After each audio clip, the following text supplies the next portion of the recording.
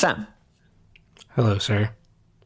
how have the noise levels been from Camp Pendleton over the past 2 weeks? Adam, you might want to ask my poor dog.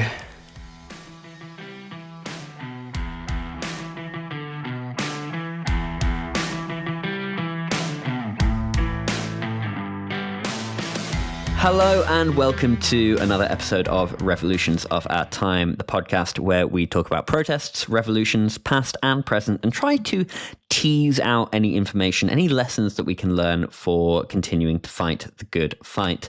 My name is Adam, and with me, as always, is a man within hearing distance of a large military base in California.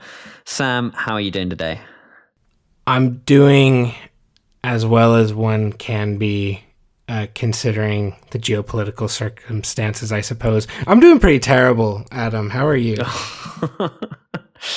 Yeah, I mean, likewise for the most part, slightly interrupted by the fact that the past week has seen sun for the first time all winter. So that was a nice brief respite here in Northern Europe. But yeah, serious question. You live not too far from one of the largest military bases on the US mainland, and you've previously told me that you can hear when they test missiles and stuff on the base.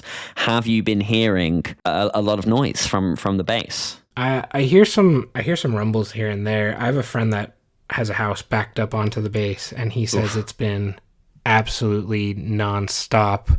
I live close to several bases, as San Diego is basically one giant military base with government contractor installations in between. And I actually had to drive out to our neighboring county yesterday, Imperial County, which also has some bases out there in the desert. And we were on this stretch of, lonely desert highway when we got passed by a convoy of about 40 Marine Corps trucks that were armored, and then on our way back, a fighter jet flew over the freeway here in San Diego, and then we saw another convoy of armored vehicles going north. The checkpoint was in full force, that ICE is up to, so that was a nice break from that. And then we had 2 more military helicopters fly over on that same journey. So, yeah, wow. They're active, they are moving, they're mobilizing, that's for sure. So we are recording this on Saturday, the 7th of March, and for the past week, starting on the 28th of February, the US and Israel have been heavily bombarding Iran. This isn't a surprise in many ways. This has been building for, decades potentially. And we're going to take a look on this episode about how we got here. Now, this isn't directly related to protests and revolutions in the way we normally talk about it. There have certainly been protests in Iran prior to the current bombardment, and there are protests in the US and in Europe against the war, if war is the appropriate term for what's happening. But this is a major geopolitical event and is going to affect a lot of what we talk about in terms of power structures around the world, and looks like it's going to have some pretty serious consequences and has some pretty interesting and complicated build-up. So we're going to do, I suppose, a little bit of a mini-series about Iran. This week, I am going to be talking a little bit about what has happened in the recent past, in the past week or two, to kicking off the current US and Israeli attacks. And then next week, you, Sam, are going to talk a little bit about the history of Iran and how it got to be in the position that it's in now, which is very winding, very complicated, and involves Anglo-American oil interests. Wish me luck in my research, in my brushing up of the history in the next week. I mean, this was not on our bingo card for this year, I don't believe, because no, I don't think we thought Trump was this stupid, to be frank. Well, you asked me if I thought that the protests in Iran would topple the regime.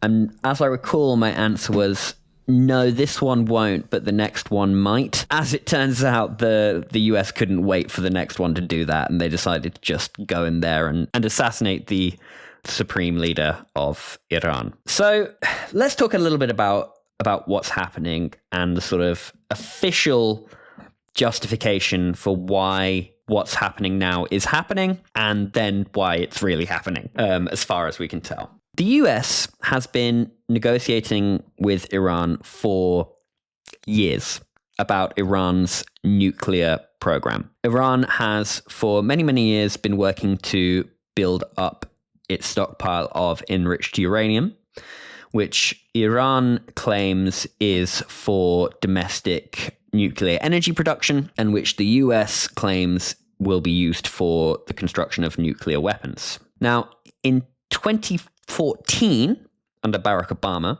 a deal was reached, signed by the US, by Iran, by the P5 members of the UN, P5 plus one.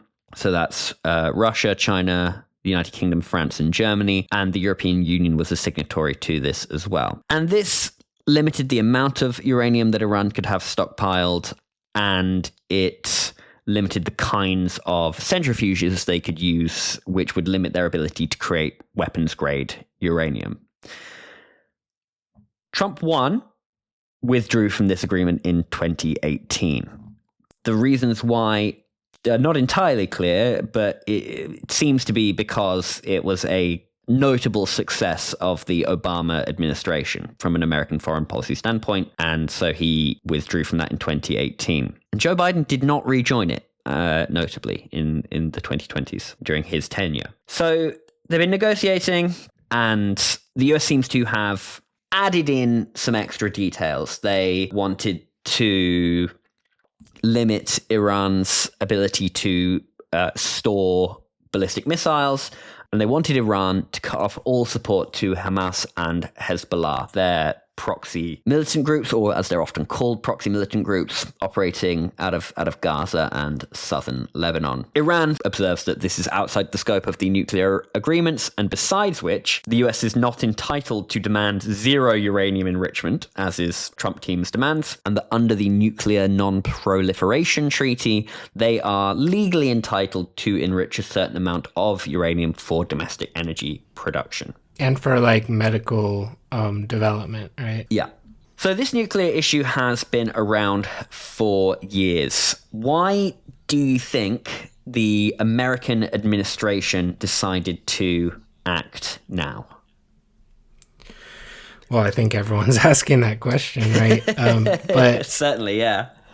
I think there's a few factors. And we're not big on conspiracies here because, you know, the reality is usually much more horrifying.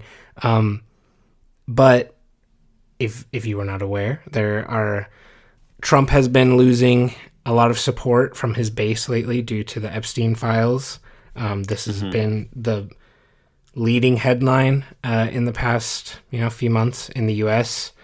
You'd think toppling Maduro in Venezuela would capture away from those headlines, but not really in the U.S. Everyone's still talking about the Epstein files.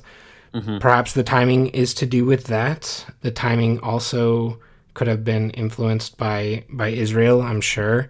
We see, with the reasoning they've been giving to the U.S. press, Trump's cabinet has been saying, we couldn't sit by while Iran struck our installations, our bases, after a strike from Israel, implying that Israel was going to strike anyway right now.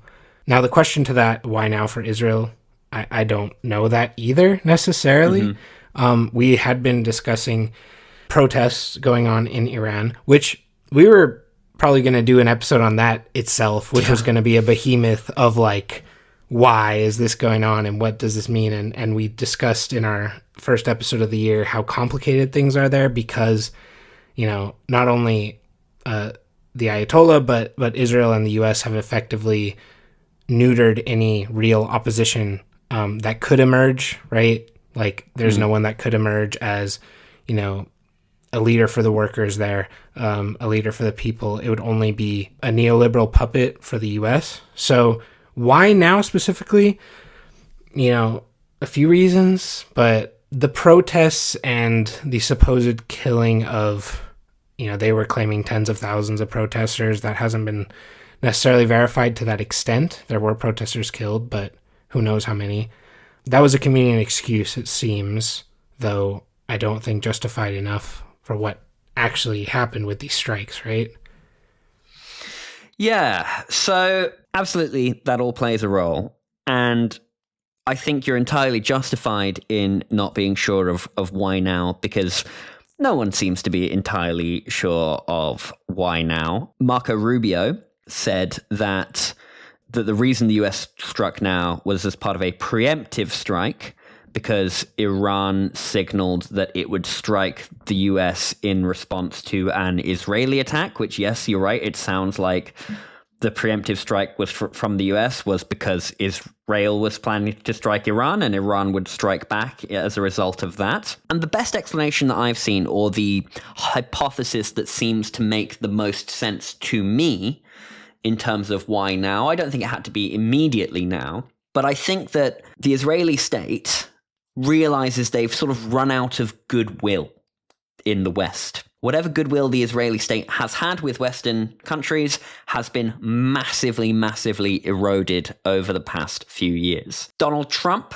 is now kind of still crazy enough to offer this support to Israel. And I think it was presented to him as kind of an easy win. This isn't entirely my analysis. I watched some TLDR news, I watched some Hassan Piker, and I've sort of tried to piece this together. But this is what makes the most sense to me, which is that Israel views Iran as an existential threat, and that they sort of convinced Trump that they could be in and out in a quick sort of Maduro-style operation, replace the leader of Iran with someone more pliant to US interests. It would be an easy victory for Trump, and he could hold this up, as you say, as something to win back support from his base as a result of his flailing popularity due to the Epstein files and due to ICE's massive unpopularity.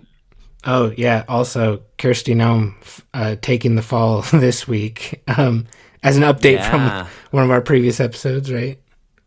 So his regime is seeming quite shaky at the moment, to where the core players that are in Trump's immediate circle are now under scrutiny as well. Mm-hmm. So at home, it's feeling shakier than ever for him. Yeah.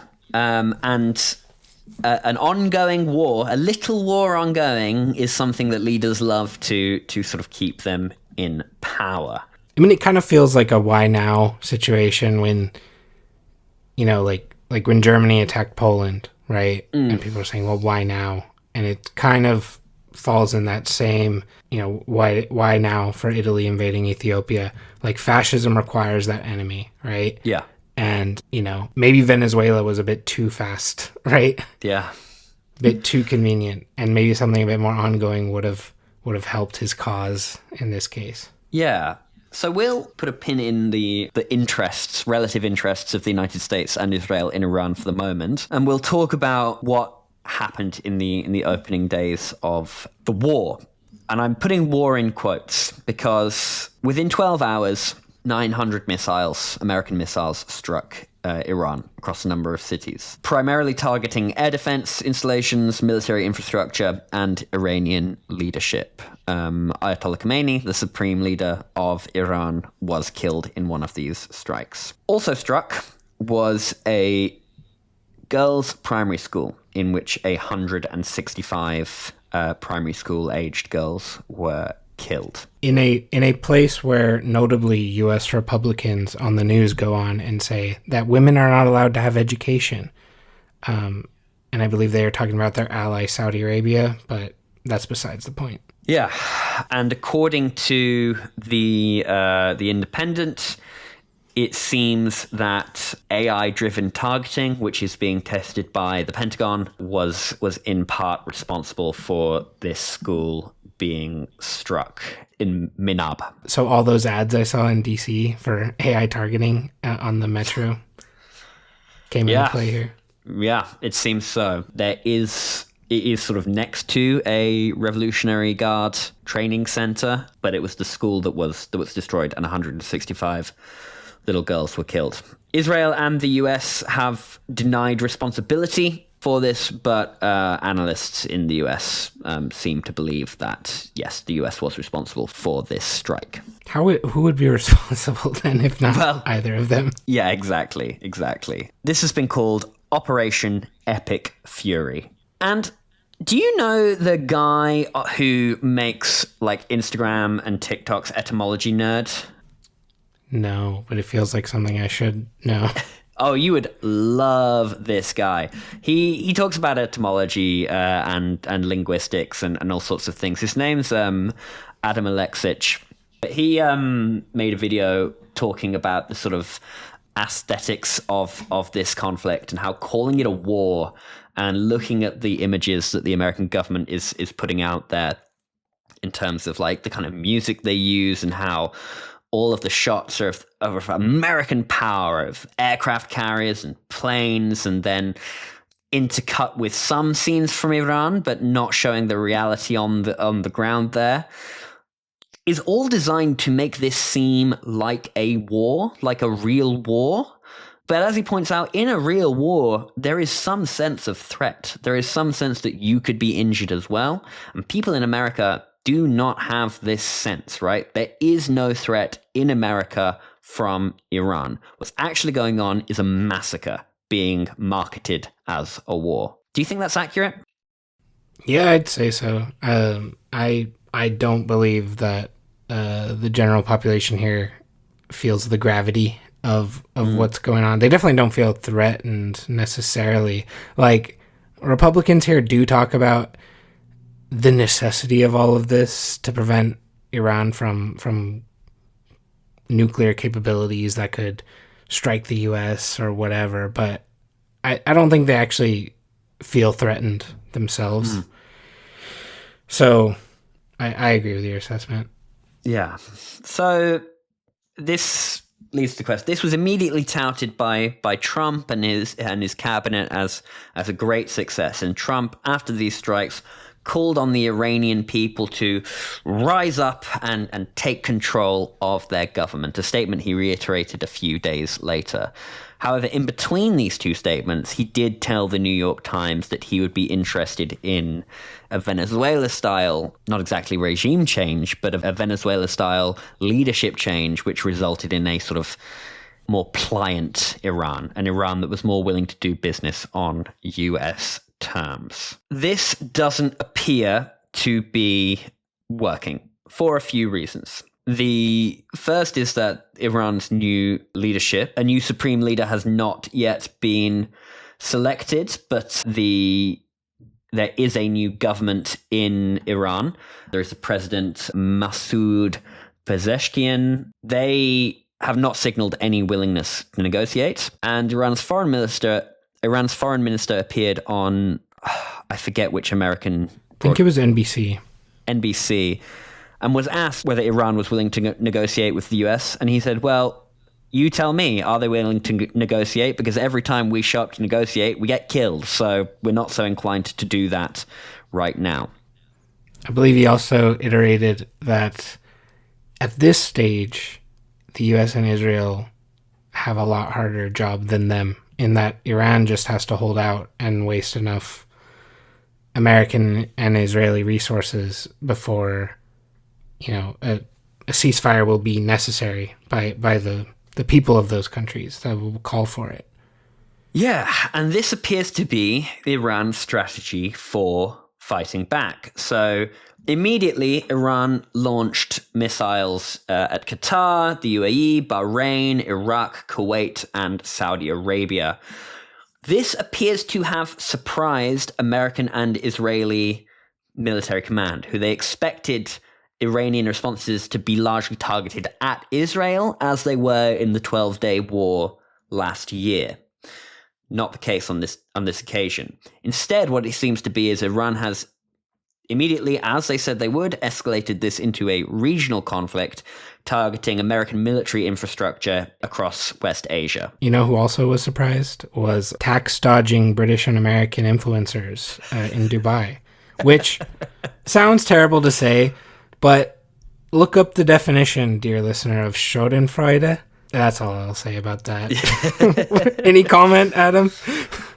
Well, part of what this episode has shown is how irrelevant the US considers Europe to be, because Europe was not warned about these attacks prior to them happening, and even Italy, Meloni's government is considered to be one of Trump's closest allies in Europe, and the Italian defense minister was left stranded in Dubai with no warning and no way out as a result of Iranian attacks. Yeah, our closest allies in general, because Japan was not warned, and Japan is so reliant on Gulf state oil that apparently they have about 94 days until Japan runs out of oil entirely, because they were not warned of this possibility at all. And again, their leader is really buddy with Trump too. Yeah. So we'll come back to that in a moment. So it seems to be that Iran's strategy militarily is to target American and Israeli air defenses,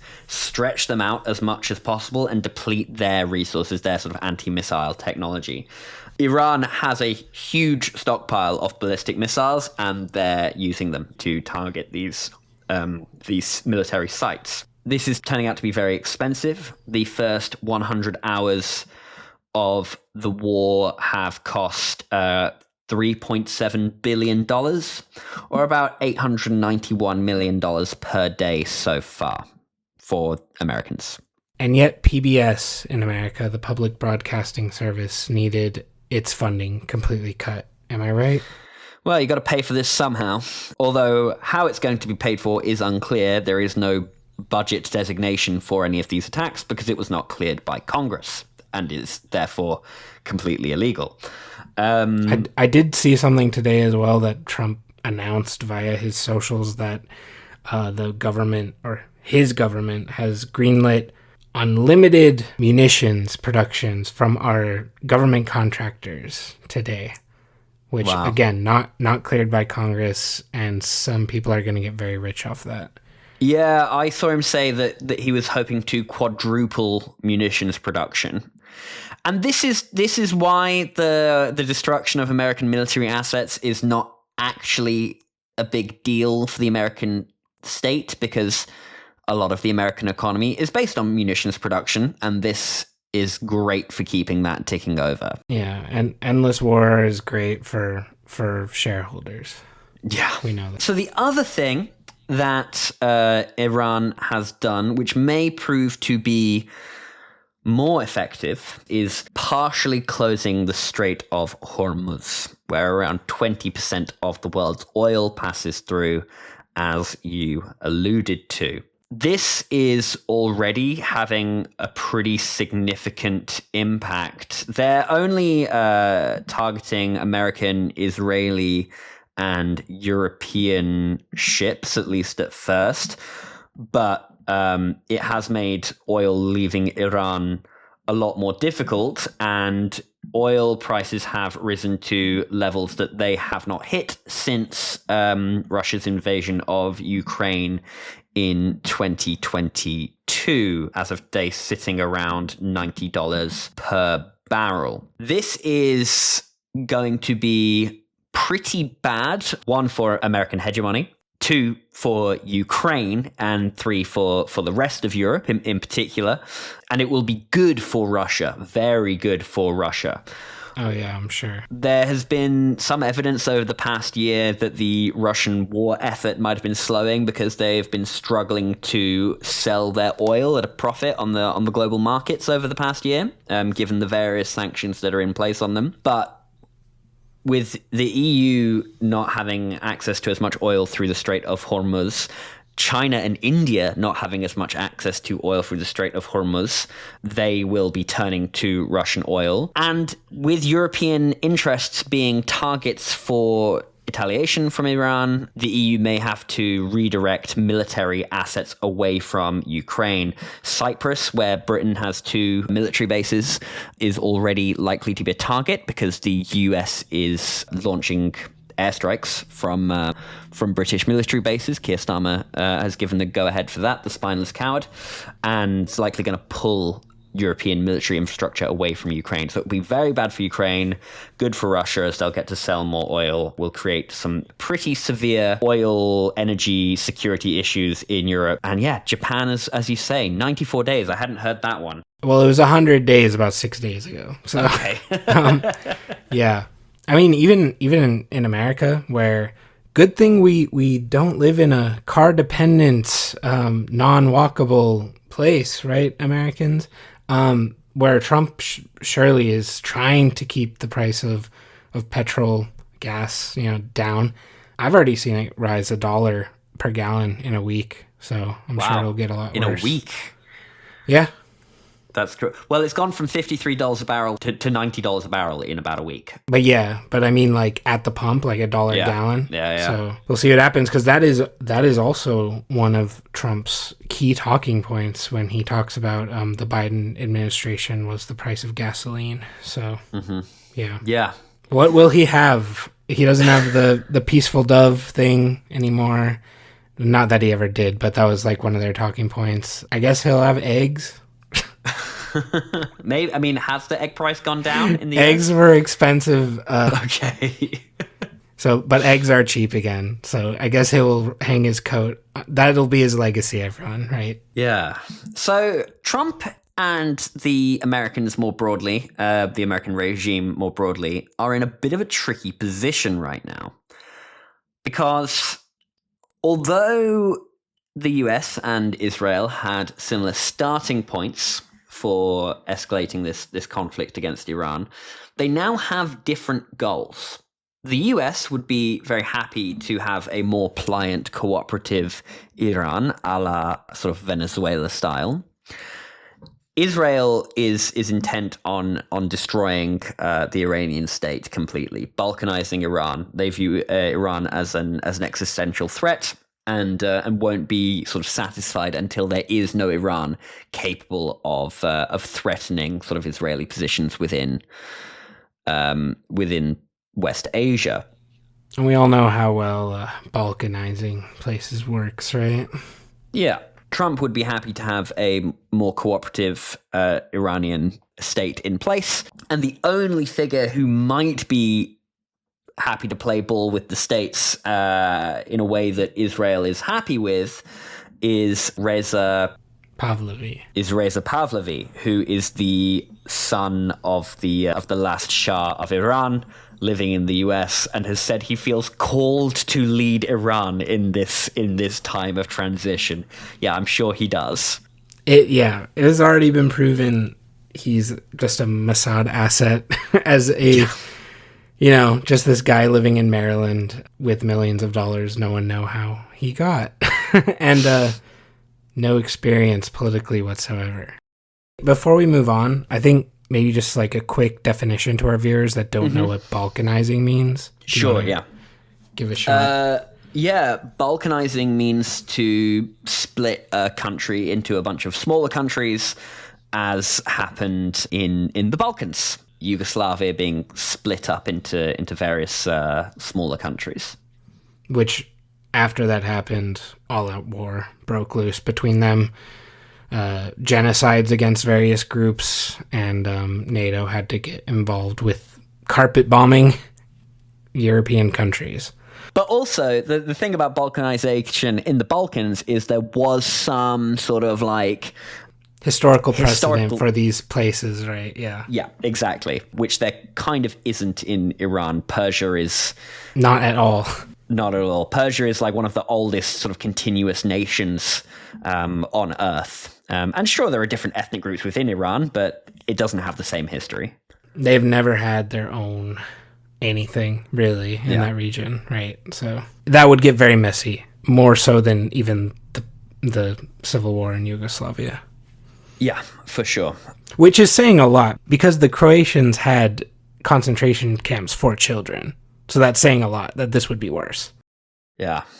And in the absence of a balkanization of Persia, maybe Reza Pahlavi would be an acceptable leader to Israel, but that would require boots on the ground American protection in order to keep him in power. I have heard that if that dude stepped foot in Iran without security, he would not last 5 seconds, no matter where in the country he was. Oh, no. He's not popular. And yeah. And that's a problem for Israel, because even if you're not a fan of the Islamic Revolutionary Guard, doesn't mean you're a fan of Israel. People are not a fan of Israel in Iran generally, understandably so. I mean, that kind of applies to everyone, right? Like that that applies to you and I, you know? Yeah, that's true. That's very true. It applies to a lot of people for sure. So the end game is unclear. If regime change is going to happen in Iran, it probably will require American boots on the ground, and the military buildup has been suggestive that maybe this will happen.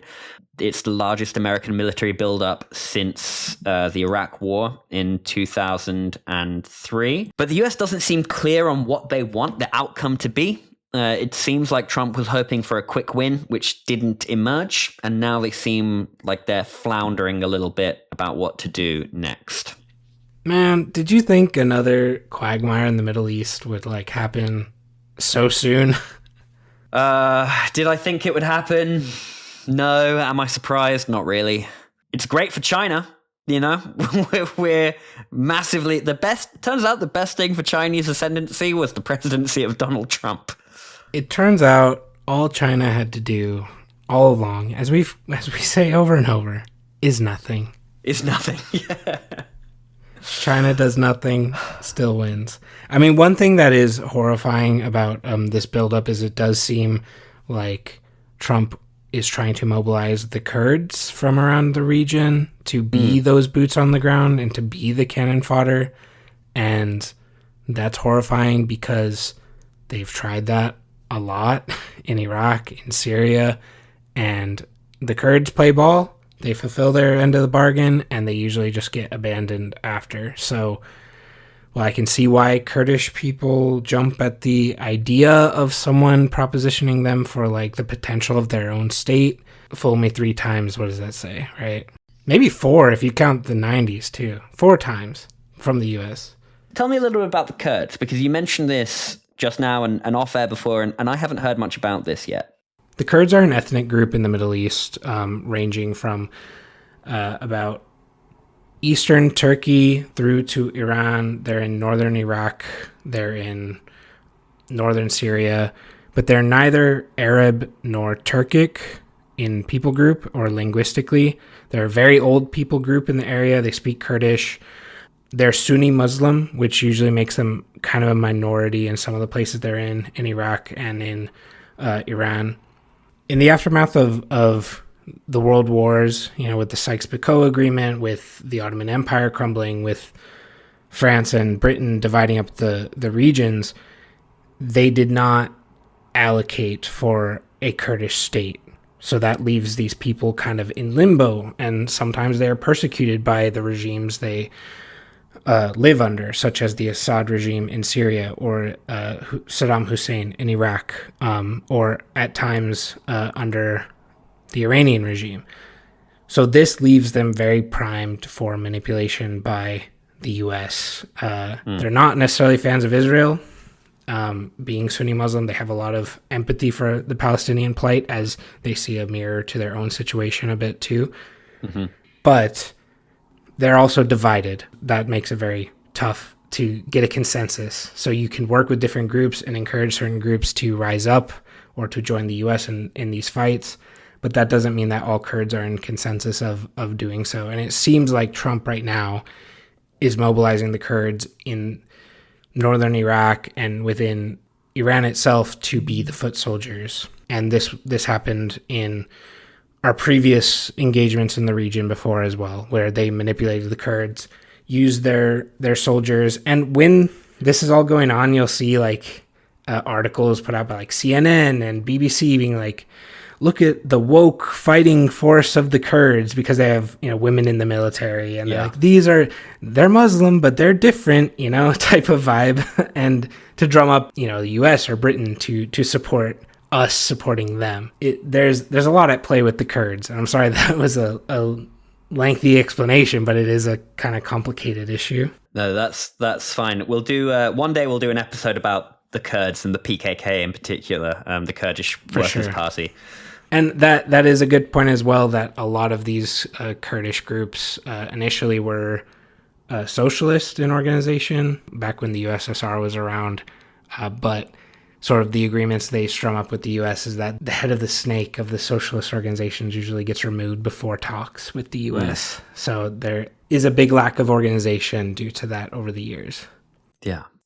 So before we wrap up, let's talk briefly about some of the responses to the US-Israeli massacre in Iran. There have been protests. The day after the bombing started, there were protests across the US in Atlanta, Baltimore, Boston, Chicago, Cincinnati, Denver, Los Angeles, Las Vegas, Miami, Minneapolis, New York, and Washington, D.C. Organizers put out a statement saying that Trump's unprovoked illegal attack on Iran is an act of war that threatens to cause unthinkable death and destruction. It's already killed 1,300 people, including 165 schoolgirls. But the people of this country reject another endless war and will take to the streets now and make our voices heard. Zoran Mandani declared the war to mark a catastrophic escalation in an illegal war of aggression, bombing cities, killing civilians, opening a new theater of war.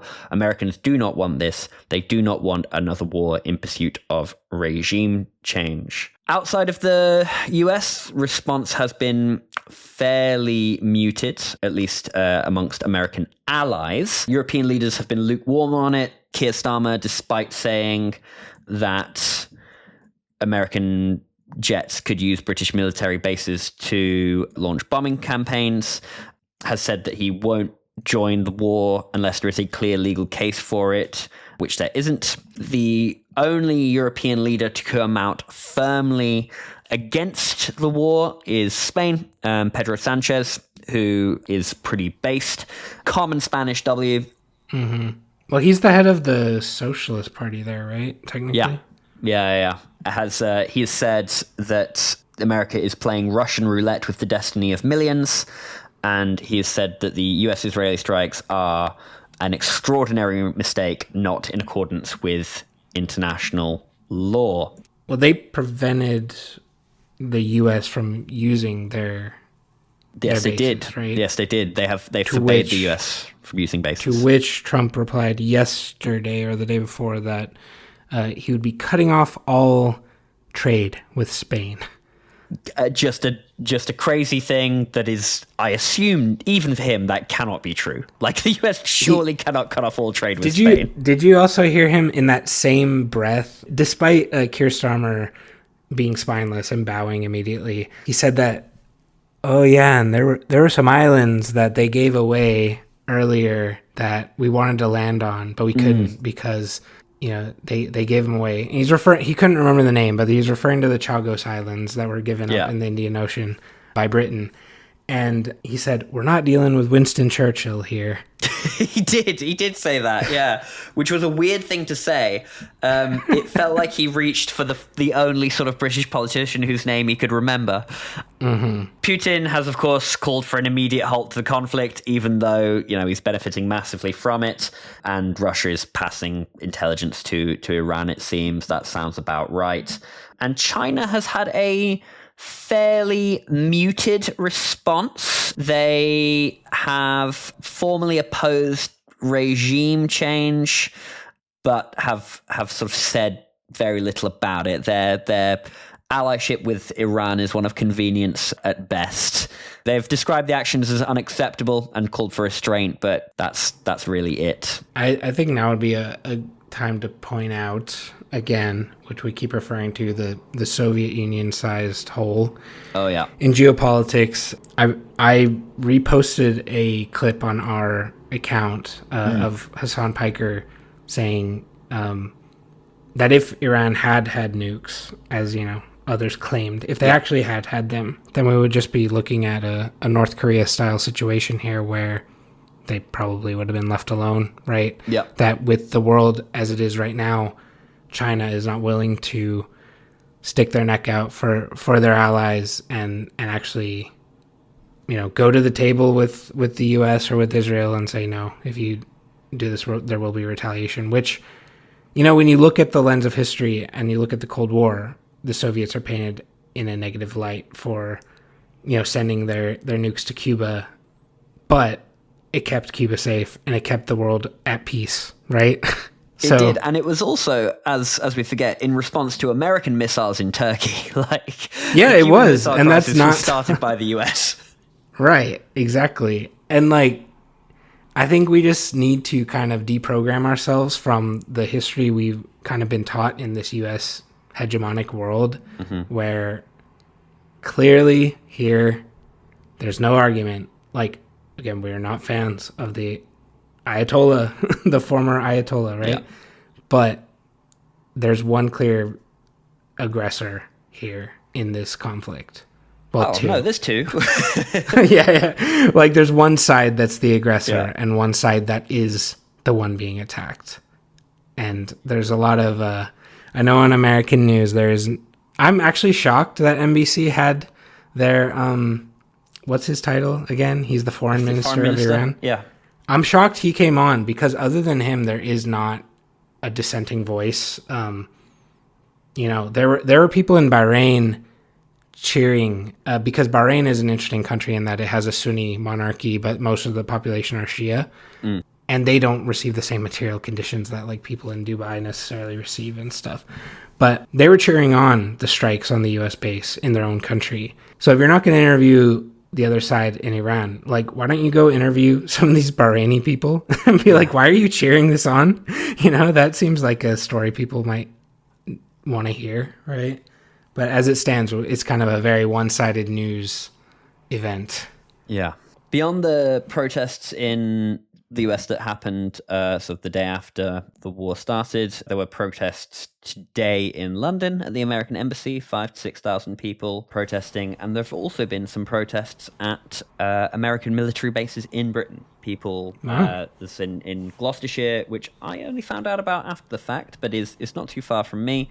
There were some people there protesting the American presence there, and a much, much smaller contingent of pro-military protesters counter-demonstrating there. Who was that, dude? I will send you a photo and we'll put it on our socials. There's a guy who rocked up wearing a Union Jack suit, with a British and Israeli flag, saying we needed to get behind our military, and he looked like he didn't. I don't think he was a psyop because it's too obvious, It's come on, try a little harder. He just has drank the Kool-Aid. Yeah, he's a true believer. Wow. So for what happens next, we'll have to see. I will keep an eye out for any protests scheduled to happen next weekend. I know there are quite a lot here this weekend around the US. So I heard about, I don't think a lot of the ones in the UK are being broadcast for obvious reasons, but my in-laws told me about a big one in Leeds today in the city center. I assume that's happening across the country.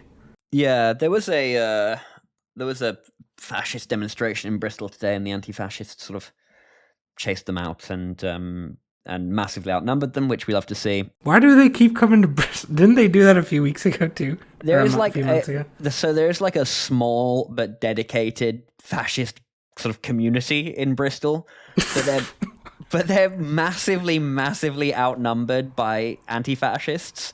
So they always show up and are always chased away. It's crazy. I guess they don't mind. They like it. I guess they like. Next time you go, we'll post it. Take a video. We'll post it on our socials. For sure. But I will keep an eye out for protests happening next weekend, and I will attend any, even if it's in London. I will travel to London and go to that and report back. That would be interesting, actually, to see the ones outside of the embassies. Yeah, for sure. And forward to following this as it develops. Went on a little bit longer than I thought. As always.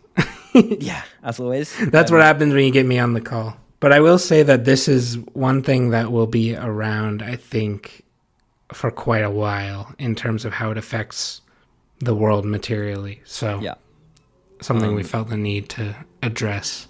For sure. And I'm looking very much forward to talking about the history of all this with you next time. and pursuing this further.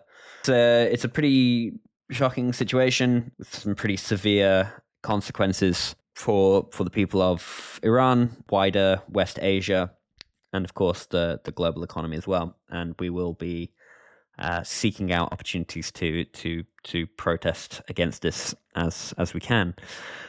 And for the listeners, we were supposed to have a nice mutual aid episode that Adam has very much been looking forward to. And look what you did, Trump. Look what you did. You took away my mutual aid episode. No, it'll come. It's coming soon. Yeah. I have some things to wrap up unrelated to Iran, but any final thoughts or anything else you want to plug before we move on to that? Just remember that if you live in one of the countries perpetrating these things around the world, that your voice matters, and you need to make it clear that they don't speak for you, because silence is complicity. And I say that because that's what the powers that be literally take it as. If you don't speak up, they will just speak on your behalf. Well said. To wrap us up, I want to first recognize an Independence Day for a little bit of levity. Today is the 7th. Yesterday, March 6th, was Ghanaian Independence Day. Ghana gained independence from Britain in 1957. Kwame Nkrumah was the president of first Gold Coast and then the first president of Ghana. Sorry, he was the Prime Minister of Gold Coast and then the President of Ghana. Nkrumah was a remarkable man who we maybe should make an episode about. He was a socialist, a Pan-Africanist, responsible for a lot of development. He noted that the African people are capable of managing their own affairs, and Ghana, our beloved country, is free forever. It is celebrated every year on the 6th. So congratulations to Ghana. Congratulations to Ghana. Shout out to Kwame Nkrumah. We will do an episode one day. And also shout out to one of my very good friends, Kofi, who is Ghanaian American and who has been able to show me just how beautiful that culture is in his own way and how he lives his life. Ghana is an amazing place. I am fortunate to have traveled to Ghana. Went for work. Amazing place. Amazing people. Have a really cool handshake where it's like a West African handshake where you like high five and then you slide and you snap your fingers off as you exit out of that handshake. It's super fun. I do believe that was one of the things that made it over culturally to the States. We like to round off these episodes with a quote a lot of the time. And for this episode where we talk about Iran, I thought I would find us a short poem from a very famous Persian poet called Rumi. A diaspora Iranian friend of mine put me onto Rumi, is a big fan, once invited me over for tea, and we sat around and we read Rumi poems to each other. And this one, I think, is something that is important to bear in mind as we go through these dark times. Before you jump into that, let me just say that sometimes I'm jealous that I don't speak Farsi or Russian, as I've heard that poetry from those two languages is incomprehensible in its beauty if you don't understand the languages. I've heard that too. And in fact, when we were reading this, my friend, she was saying, "Oh, if only you understood how beautiful this is in Farsi." It is a regret that I don't speak it, but the poem remains very beautiful, even in English. So thank you, dear listener, for listening. Thank you, Sam, for potting with me. We'll see you next time. And until then, look after each other, stay safe, and keep fighting the good fight. Take us away, Sam. Dance until you shatter yourself. Dance when you're broken open. Dance if you've torn the bandage off. Dance in the middle of the fighting. Dance in your blood. Dance when you're perfectly free.